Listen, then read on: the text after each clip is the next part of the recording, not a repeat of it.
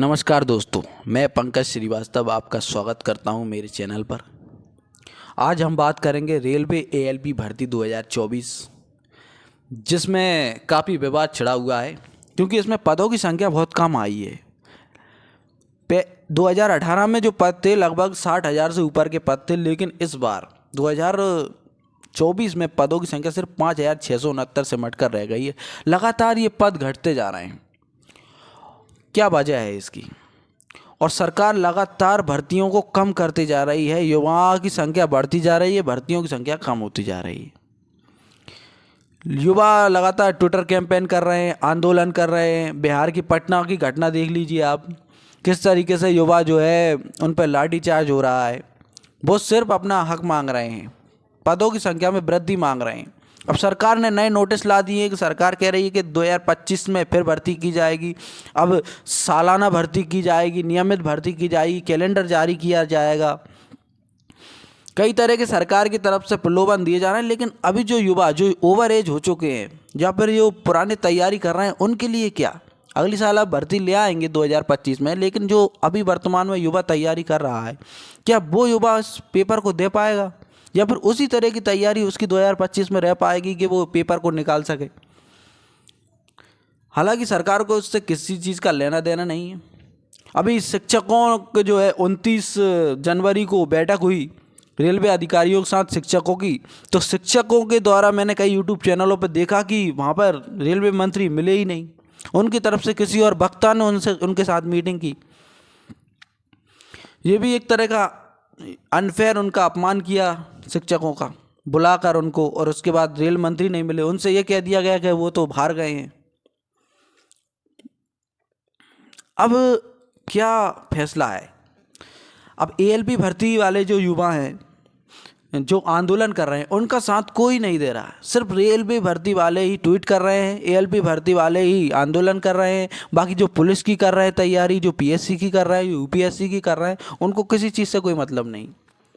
उनको बस इस चीज़ से मतलब है, मज़ा आ रहा है, बस देख रहे हैं। जब उनकी समस्या होगी, जब पीएससी में कोई गड़बड़ होती है, यूपीएससी में कोई गड़बड़ होती है, या फिर यूपी पीएससी या बिहार पीएससी में कोई गड़बड़ होती है, तो फिर वो युवा आगे आएगा, खुद आंदोलन करेगा। फिर ये एएलपी वाले भी उनका साथ नहीं देंगे। तो इन लोगों में आपस में, युवाओं में एकता ही नहीं है। और जब तक एकता नहीं आएगी, सरकार कैसे आपकी बात सुनेगी? संख्या बल अगर कम होगा तो सरकार पे क्या असर पड़ेगा? आप ट्विटर कैंपेन चला लें, सरकार कोई उस पर एक्शन नहीं लेगी।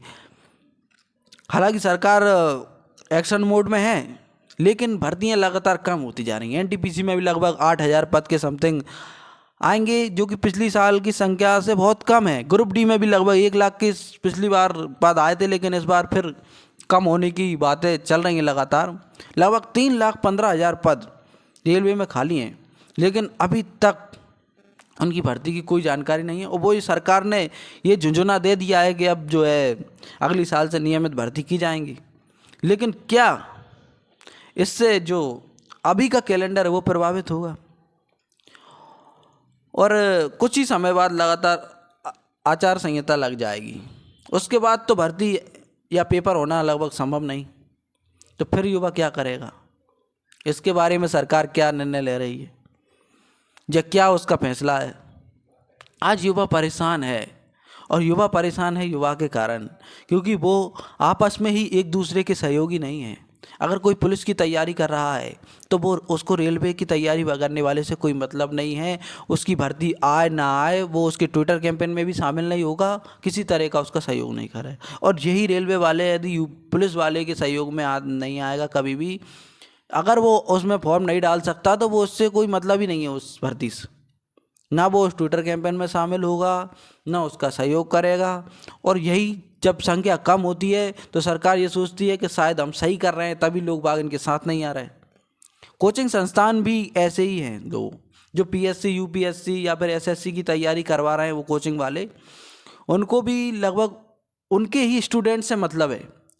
मतलब कि अगर कोई एसएससी, अभी आपने देखा होगा कैरियर बिल में भी बड़े बड़े टीचर और यूपीएससी के बड़े बड़े टीचर हैं, इन्होंने इस चीज़ पे कोई मतलब प्रतिक्रिया नहीं दी। क्यों नहीं दी दोस्तों? क्योंकि उनके स्टूडेंट रेलवे की तैयारी नहीं कर रहे हैं। नॉर्मल सी बात है, बहुत कम कर रहे होंगे, इसलिए वो लोग इसमें कोई किसी तरह की कोई वीडियो तक नहीं बना रहे हैं, आप देखें।